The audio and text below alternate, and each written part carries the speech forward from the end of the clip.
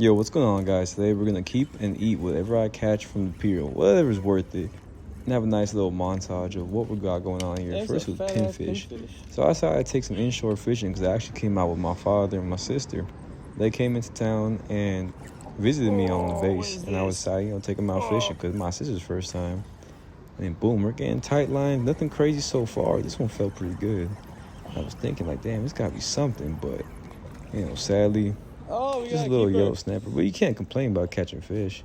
But these snapper gotta be at least 8 inches to keep, and usually it's better to keep the big ones too, just easier to fillet. But I saw this huge lizard fish, and it looks a lot smaller in the picture, but I should have added a photo of him in my father's hands. He was at least 12 to 14 inches long, and I thought that was pretty close to the record. But seeing that huge lizard fish was crazy, but I didn't want to really cook them because I never really messed with lizard fish too much, but I thought I might as well keep them in the video because it's a pretty cool catch. It's a bigger fish. And right now, keep tight lines. I do recommend using different rigs for different situations, but here I was trying to keep it simple. So we had a float rig, with the popping cork, and then I was using 2 Carolina rigs, which was decent for what we were doing. I had about 2 feet of leader and size 1 hooks. And just to keep it simple for them because they don't know how to tie knots, I use the snap swivels, which can affect how the fish sees it. But in this case, we were just having tight lines the whole day. Everyone was catching fish. A lot of grunts surprisingly, which grunts can definitely be a decent fish to eat. If you cook it the right way, make some fish tacos, it's a very mild fish. Grunts are very similar to how I would explain tilapia tastes like. But it's a lot of little dinks, still can't complain about catching fish, but we were catching a lot of little small fish. And definitely they were feeding off these live shrimp pretty quick. But then there were some pretty good catches. I mean, here, I was getting beat down. And I was real happy to see. I was like, wow, it's taking drag and everything. It was real exciting to me. And I was really hoping it would be something good. And to my surprising belief, it actually was not. Just another pinfish.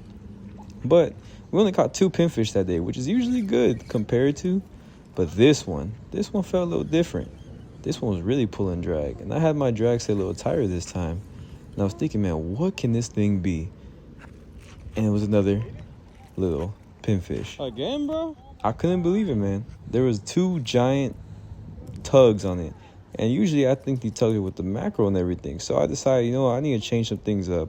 So then I put a slightly larger hook after I unhooked this fish. And hooked the shrimp through the tail instead of the head to try to get something out of it. But, can't complain about the fish. Yeah, I was trying to get the fish away from that bird, but he got it eventually. He wasn't bothering us too much, so I know you're not supposed to feed the fish to the birds or feed the fish to the birds. But this one, I knew this one had to be something. This one felt crazy, and I'm thinking, oh my God, finally, this is the fish I'm waiting for. This is the fish I'm waiting for. This is going to be what I'm going to eat today. I was pulling drag, and I finally got him in, and I was so excited to see another pinfish. But I promise it gets interesting. You just got to keep watching. Some of these pinfish are crazy. Some of the ones that pull drag are actually some decent-sized grunts. You can't really complain about catching that many grunts, but this one, I did not record it very well, but you can see this one's really pulling drag, and I'm fighting this fish. I'm pulling, and it keeps fighting back. And I'm thinking, crap, what is this thing, man? And when I finally got him in, I was so stoked to see that it was a mackerel. And mackerel are real good eating fish. You just got to be 12 inches fork length, and I was so excited to see he barely made it. So I was really excited to see what he would cook and make out to be. Beautiful fish, though. Beautiful fish. Just 12 inches fork length. By fork length, it means it's from the end of the face down to the middle of the tail. So I started cutting it up. I finished scaling up the grunt and ended up just chopping him up. Just going to make some little pieces of fish. Nothing crazy, little nuggets. Just grilling them up. And when you're doing the mackerel, you got to make sure you cut out the bloodline. You wash them out because the bloodline's a real fishy flavor. And you don't want to have a super fishy flavor when you're eating the fish. You know what I mean? But after you take out the bloodline and cook it with some lemon, I did a couple of different seasonings, actually. I think I only put 2. I try to keep it simple. I love Kinder, so I use my Kinder seasonings. I just used the tequila lime rub and put a little bit on that. And then with some of the lemon butter garlic, super simple citrus, classic way to cook fish.